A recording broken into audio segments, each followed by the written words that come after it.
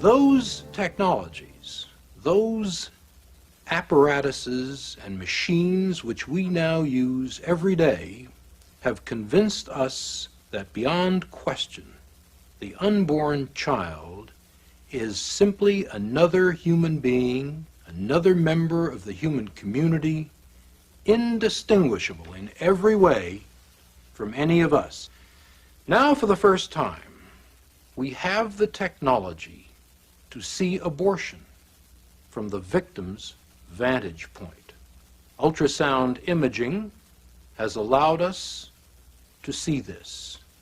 And so for the first time, we are going to watch a child being torn apart, dismembered, disarticulated, crushed, and destroyed by the unfeeling steel instruments of the abortionist.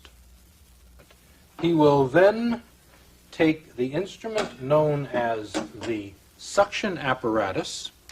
This will be inserted through the dilated cervix up into the uterus and will then puncture the sac surrounding the child, allowing the amniotic fluid to escape. The instrument then will come into direct contact with the child, and with a pressure of approximately 55 or so millimeters of mercury applied to the end of this instrument as it is attached to a long, thick suction tubing at this end and to the abortion instrumentation, that is the machine, at the other end. The suction tip will begin to tear the child apart. The pieces of the body are torn away, and the abortionist will then attempt to grasp the free-floating head of the child in the uterus between the rings of this instrument. The head is then crushed, the contents of the head removed, and finally the bones of the head. And now for the first time, we're going to see a film made with real-time ultrasound imaging of a 12-week abortion. Bear in mind that this is not an unusual instance, a late abortion. This is one of the 4,000 or so a day done every day in the United States. We're now looking at a sector scan of a real-time ultrasound imaging of a 12-week unborn child. We now see the heart beating here in the child's chest. The heart is beating at a rate of approximately 140 a minute, and we can see the child moving rather serenely in the uterus. One can see it shifting position from time to time. It is still orientated in this manner, and the mouth is receiving the thumb of the child. The child again is moving quietly in its sanctuary. Now, this shadow which we are seeing down at the bottom of the screen is the suction tip. We have colored the suction tip deliberately in order for you to discern it more clearly. But the abortionist has now dilated the cervix and is now inserting this suction tip, which you can see moving back and forth across the screen.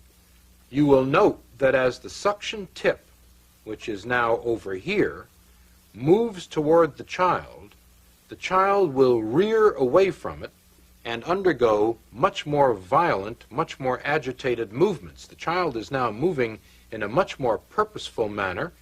Its orientation changes from time to time. It is rearing again here.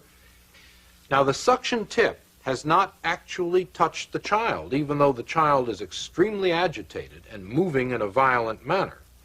The child has now moved back to the profile view, and the suction tip is flashing once again across the screen.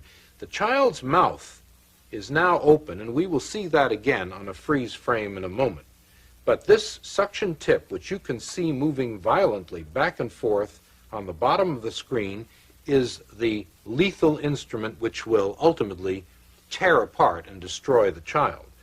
It is only after the fluid has been broken, the sac has been disrupted that the tip will actually come against the child. But we can see the tip moving back and forth as the abortionist seeks the child's body. Once again, we see the child's mouth wide open in a silent scream in this particular freeze frame. This is the silent scream of a child threatened imminently with extinction. Now the heart rate has speeded up dramatically, and the child's movements are violent at this point. It does sense aggression in its sanctuary. It is moving away. One can see it moving to the left side of the uterus in an attempt, a pathetic attempt, to escape the inexorable instruments which the abortionist is using to extinguish its life. There is no question this child senses the most mortal danger imaginable. The membrane has now been punctured and the fluid has escaped. One no longer sees that large reservoir of fluid surrounding the child. But once the fluid has been drained off, the suction tip has now been firmly clamped to the child's body, and the child is being pulled in a downward direction by the abortionist's suction tip with the negative pressure applied to it, and the body is now being torn systematically from the head. And we see the suction tip flashing from time to time in the screen, and the child is being tugged back and forth as the suction tip has now been applied to the body, and the abortionist is exerting his traction on the child in this manner. The child's head is still discernible here. The body is no longer discernible. It has now been torn from the head. Now this head, which I'm outlining here, on this 12-week child is simply too large to be pulled in one piece out of the uterus. The abortionist is going to have to employ this instrument, the polyp forceps, in an attempt to grab the head. The abortionist will attempt to crush the head with this instrument in this manner and remove the head piecemeal from the uterus. And the head is now being locked on by this polyp forceps, and the head is being pulled down toward the cervix. Now all we see remaining are simply the shards, the broken fragments, the pieces of tissue which document that there was once a living, defenseless, tiny human being here.